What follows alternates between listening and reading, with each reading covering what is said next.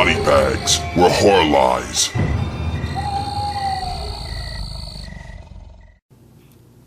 Hey, what's going on, everybody? Welcome to Monday's edition of Bodybags. This is Silent Horror Film Week, and I'm going to review 1922's classic Nosferatu.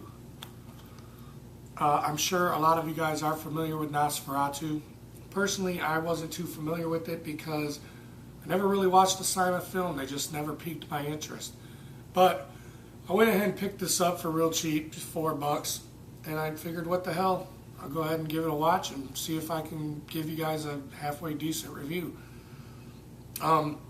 This film is basically based off of Bram Stoker's Dracula, but it is an unauthorized version of it. When it debuted in 1922, Stoker's widow sued the makers of the film and made sure that any mention of Dracula was taken out of the film and that all known prints and negatives were destroyed.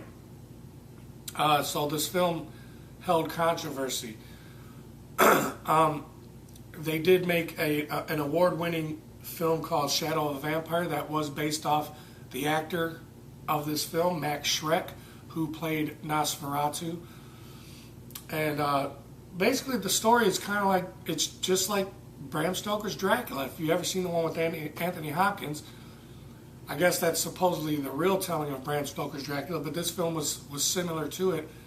You know, it's a guy named Harker goes to visit the Count in Transylvania, and you know, he meets up with Nosferatu, which he looks really creepy. He's got these really bushy, pointy eyebrows, and also when he does become the vampire, he's got these weird pointy teeth that they're kind of crooked and just really creepy. Basically, you could definitely tell that Salem's Lot got the look for their vampire from this film. But you know, while he's there, he sleeps at night and wakes up with bite marks on his neck and blah blah blah. I'm sure you guys, like I said, know the story of this film. He also has a girlfriend, Nina, which I do believe is who Nosferatu was actually really after. That's why he had Harker come to his castle, so he can, I guess, basically try to kill Harker so he can get to Nina. Something like that. I could be wrong.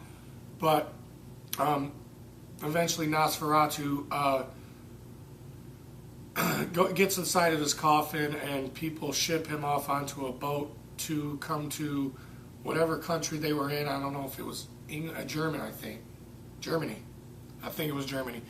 Anyway, of course, you know, while on the boat, a lot of the people on the boat, actually all the people on the boat, end up getting killed by Nosferatu. Sorry, don't want to say Dracula. But,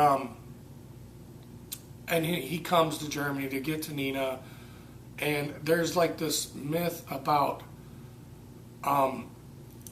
if a vampire like meets a woman or drinks a woman's blood or something, that he'll be hypnotized by her to the point where he'll stay with her until the sun comes up, or from what the film said, until the cock crows. And that's basically, you know, pretty much the gist of the whole film. It's only 64 minutes long, so it's really hard to review a film that's so short. But sorry if I'm spoiling it for you guys, but you know, of course, that's what the film is. Nosferatu finds Nina, does what the old legend says. He, you know, bites her, drinks her blood, and then he ends up becoming hypnotized to her and staying in her room until the sun comes up, and of course, he burns and dies, poof, into smoke. But the film's okay. This is one of the reasons why I wasn't really a fan of silent films or never really watched them, is because it was hard to keep my attention. I don't know. I was a bit bored from it, and was having a hard time trying to stay awake while watching this, even though it's only an hour long. But it does have creepy elements. One thing I did like about the film is I do like the music that's playing, because there are some scenes where the music's pretty damn creepy. And like I said, I do like the way Nosferatu looked. especially for 1922. He looked pretty creepy, pretty scary.